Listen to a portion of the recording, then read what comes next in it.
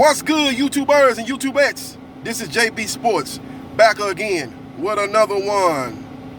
Tyson Fury versus Deontay Wilder 3. Will the fight take place this year, or is the fight now off? It's been reports from the two promoters of Tyson Fury that the fight is most likely not going to happen, and therefore Tyson Fury will move on and fight another opponent in December, and then get ready for an undisputed fight with Anthony Joshua in March or April of 2021.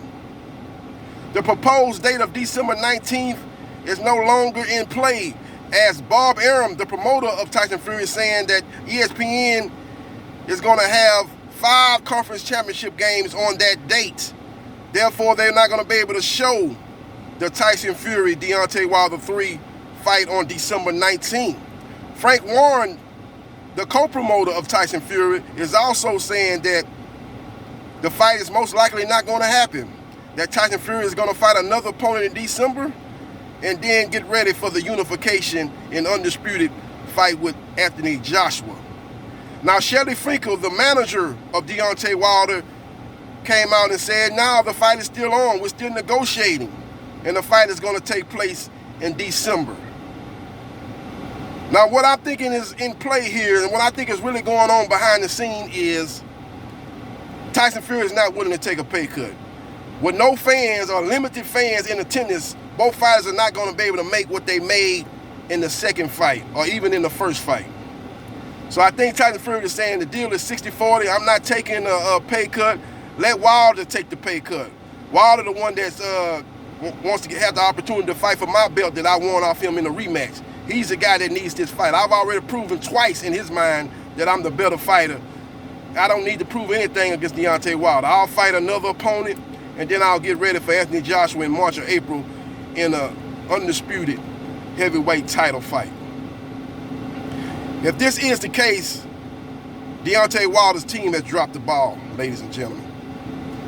They have dropped the ball. If they have an expiration date on this trilogy, on this third fight with Tyson Fury, and if they don't get this fight done by December, that means that Tyson Fury can move on and fight someone else, and Wilder will never get a chance to get his WBC title back. That's just dropping the ball. That's falling asleep at the wheel on the part of Deontay Wilder's team. They should have, by hell about high water, got the fight set up for December 5th. Why you give that date to Errol Spence Jr. and Danny Garcia? So they let you know who's top of the food chain at PBC. It ain't who you thought it was. Everybody thought Deontay Wilder was the guy that they was pretty much putting in a catbird seat, and the guy that was number one and the king of the hill, king of the mountain. The number one guy that the PBC was promoting and pushing. That's not the case. It's obvious that Errol Spence Jr. is the guy that they promoting. They gave him the only available date that they could get for December, because they moved out the November 21st date because they was going to be in competition with Mike Tyson versus Roy Jones Jr. That fight was going to be November 28th, and they would have lost a lot of pay-per-view potential buys fighting a week before Mike Tyson versus Roy Jones Jr. A lot of people just going to save their money and wait for Mike Tyson versus Roy Jones Jr. So they moved out the November 21st date, knowing that they pay-per-view buys was going to get hurt dramatically going a week before Mike Tyson versus Roy Jones Jr. So they moved to December 5th, and now you can't put 2 pay-per-view fights on in December, so that takes Wilder and Fury out the equation for December. Plus, you got the conference championship games for college football going on the 19th, and on the 12th, too, they're going to have some conference championship games, so that takes those 2 dates out of the equation. And basically, Deontay Wilder is left without a date, without a fight. And if the contract is going to expire and run out in December, and they can move on to another opponent, Wilder will never have the chance to get his WBC title back. And if that is the case, Deontay Wilder's team has dropped the ball. They've been caught with their pants down. They've been caught with their hand in the cookie jar. They've been caught up the river without a paddle. This is absolutely ridiculous, ladies and gentlemen, if this is the case.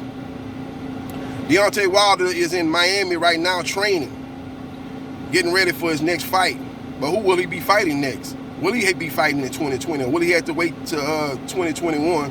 And then you're not promised, if this is the case, that they have an expiration date on the third fight with Fury. He's going to be not able to fight Fury. Fury can ride off into the sunset, fight Oscar Rivas or somebody, Brian Jennings, some stay busy fight one of those two guys, or other guys that's on the top ranked roster that are heavyweights. Fight one of those guys and then set up a unification undisputed title match with Anthony Joshua. And Deontay Wilder is basically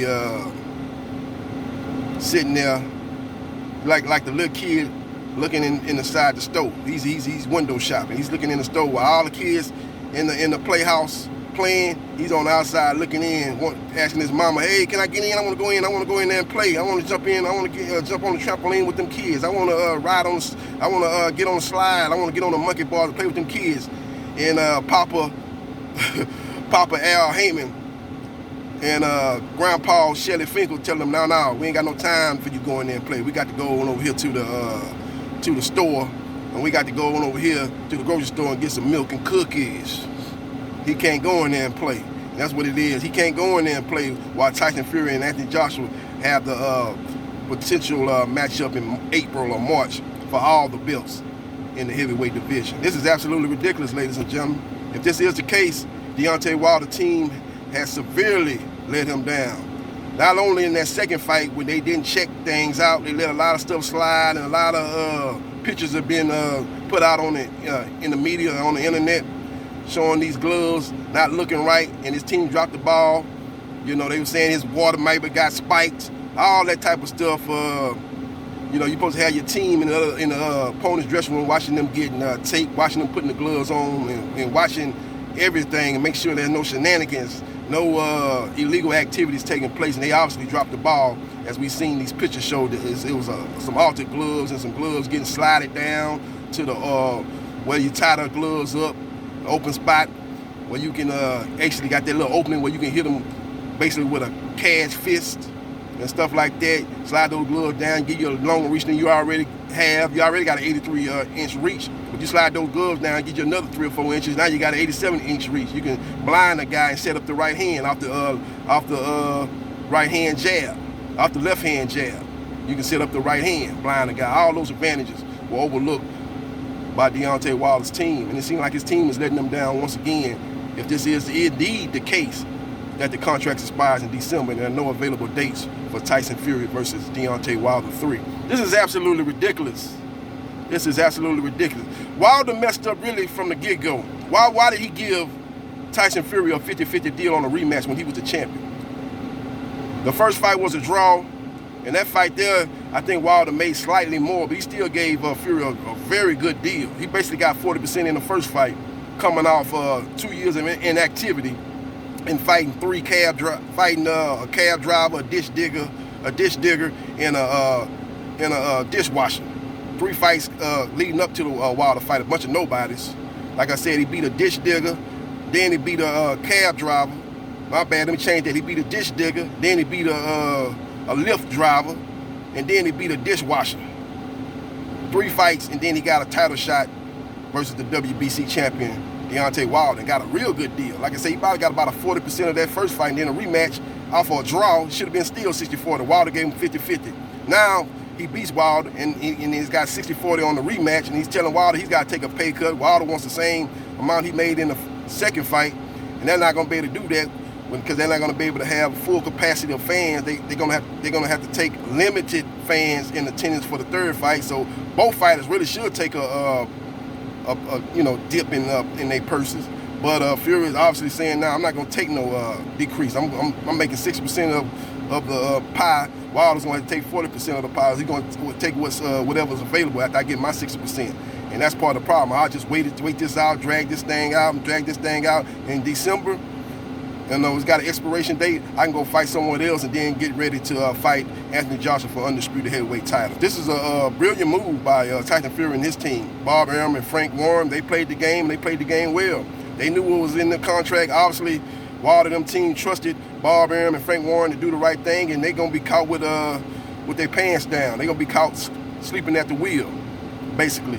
And Fury's going to, again, ride off in the sunset, fight an opponent in December if this is true about the contract being expired, and then fight Anthony Joshua for undisputed in the heavyweight division. This is absolutely ridiculous, man, but we'll see what happens. We'll see what transpires as these negotiations continue or end.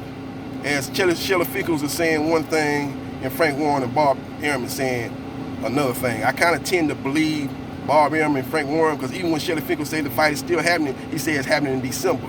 So he's obviously saying it's happening in December because there's an expiration date on the fight. The fight's got to happen in December. And with no available dates, and Spence and Garcia taking December 5th and the 12th and 19th is going to be booked for college conference championship games. You know, maybe they can squeeze the fight in on December 26th, but that's kind of a tough sell. That's right, a day after Christmas. That's going to be hard to sell a fight there, but maybe they can do that. But it's either December 26th or bust, and I doubt if a fight of that magnitude will be on December 26th. It's just too much going on through the holidays, and that the pay-per-view buys, in my opinion, will suffer a big hit if they put that fight on December 26th. And you couple that with limited fans in attendance, the fight won't make nearly the money that it made in the rematch or even in the first fight. Let me know what you think in the comment section about Deontay Wilder versus Tyson Fury 3 could potentially be off. And Tyson Fury and Deontay Wilder will both go their separate ways. And Deontay Wilder will have to get back in line to try to regain his WBC title sometime in the future. We don't know when or where because, again, if Fury fights AJ, that's going to be a 2-fight deal. So Wilder could be potentially out of the mix for a title for 2021 also. He could be 2022 before he has a chance to regain his belt. And he'll be, 36 years old that time and be a much older fighter. And would he be the same fighter he was when he was knocking guys out and putting guys to sleep with the one-hitter quitter right hand? That remains to be seen. We'll just have to see what happens. Let me know what you think about Wilder Fury 3 potentially being off. Let me know your thoughts. This is JB Sports, the man, the myth, the legend. I holla.